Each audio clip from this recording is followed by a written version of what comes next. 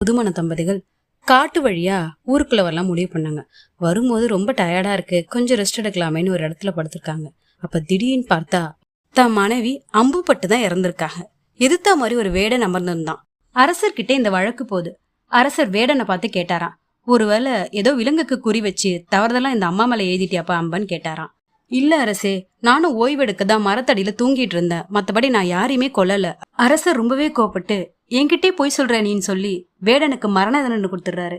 வெளியூர் பயணத்தை முடிச்சுட்டு அமைச்சர் நாடு திரும்பினாரு. அரசரை பார்த்து, அரசே நீங்க ஒரு தவறான தீர்ப்பை வழங்கிருக்கீங்க. அந்த பெண்ணின் மீது பட்ட அம்புல துருப்பிடிச்சிருந்தது. எந்த ஒரு வேடனும் துருப்பிடிச்ச அம்ப உபயோகப்படுத்த மாட்டான். யாரோ எப்போ விட்ட அம்பு அந்த மரத்து மேல பட்டு பல மாதங்களா இருந்திருக்கு. அந்த இடத்துல காத்தடிச்சனால அந்த பெண்மணி மேல பட்டு உயிர் பிரிஞ்சிருக்கு. அந்த வேடன் அந்த இறப்புக்கு காரணம் இல்ல. கதை சொல்லும் கருத்து, எந்த ஒரு செயலை செய்யறதுக்கு முன்னாடியும் ஒரு தடவைக்கு 2 தடவை விசாரிச்சுட்டு செய்யறது நல்லது.